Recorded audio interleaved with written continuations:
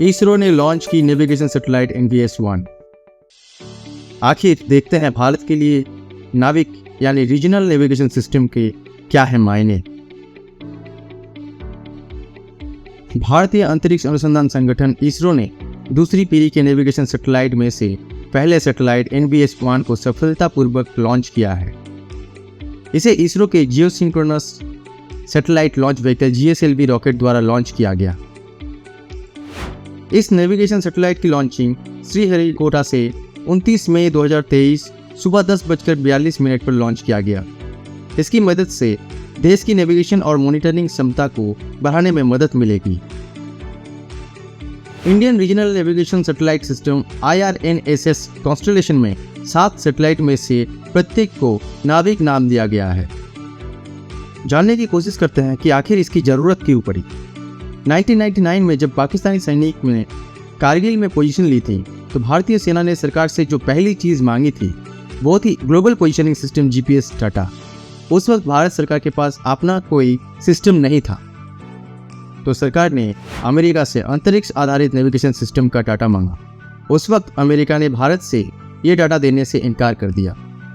उस वक्त स्वदेशी उपग्रह नेविगेशन सिस्टम की जरूरत महसूस हुई। इस सैटेलाइट सिस्टम की पहली बार 2007 में घोषणा की गई थी और उसे 2012 तक पूरी तरह से फंक्शनल होना था, लेकिन बाधाओं के कारण ऐसा नहीं हो सका। 7 में से पहला सैटेलाइट 2013 में भेजा गया था। NVS सैटेलाइट की कुछ खास बातें। NVS सैटेलाइट को इसरो के GSLV F-12 रॉकेट की मदद से लॉन्च किया गया, जिसे इसरो की एक बड़ी कामयाबी के रूप में देखा जा रहा है। Indian regional navigation satellite system IRNSS constellation में कुल 7 सैटेलाइट का समूह है, जिसका भार लिफ्ट ऑफ के समय करीब 1425 किलोग्राम होता है। नाविक से जुड़े सभी सैटेलाइट को पोलर सैटेलाइट लॉन्च व्हीकल यानी PSLV के माध्यम से स्पेस में भेजा गया। GSLV F-12 रॉकेट इस सैटेलाइट को जियोसिंक्रोनस ट्रांसफर ऑर्बिट यानी GTO में स्थापित किया। वहां से इसे ऑनबोर्ड मदरबोर्ड को फायर करके आगे ले जाया गया। इसरो के चेयरमैन S सोमनाथ मिशन के इस महत्वपूर्ण लॉन्चिंग के दौरान मौजूद थे। NVS-1 में आखिर क्या है खास। NVS सीरीज के सैटेलाइट L5 और S फ्रीक्वेंसी सिग्नल के साथ साथ L1 फ्रीक्वेंसी भी भेजने में सक्षम है, ताकि GPS आधारित सिस्टम में L1 फ्रीक्वेंसी का उपयोग काफ़ी होता है, जिसके लिए लो फ्रीक्वेंसी वाले वेरिएबल सिस्टम और पर्सनल ट्रैकर में रीजनल नेविगेशन का उपयोग और अच्छी तरीके से हो सके। NVS सीरीज के सैटेलाइट में रूबिडियम एटॉमिक घड़ी का उपयोग किया जाता है, जो इसे विशेष बनाता है। इसरो के अनुसार अहमदाबाद स्थित अंतरिक्ष अनुप्रयोग केंद्र में रूबिडियम परमाणु घड़ियों को बनाया जाता है। इसका उपयोग डेट और प्लेस को निर्धारण करने के लिए किया जाता है।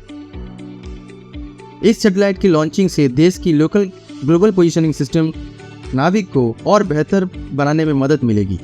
इसकी मदद से भारत और उसके आसपास के 1500 किलोमीटर की एरिया का रियल टाइम अपडेट मिल पाएगा। इसकी बढ़ती क्षमता से देश की सुरक्षा में काफ़ी मदद मिलेगी। ये सिस्टम भारत की तीनों सेनाओं को भी क्षमता बढ़ाने में मददगार साबित होगा।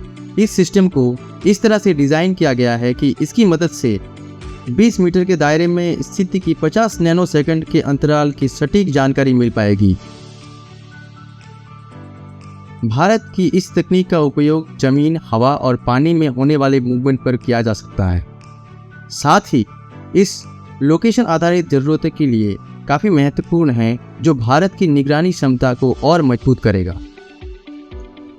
Regional satellite based navigation system की एक बार पूरी तरह से ऑपरेशनल होने के बाद ये सिस्टम 5 मीटर तक एक्यूरेट लोकेशन बताने में सक्षम होगा।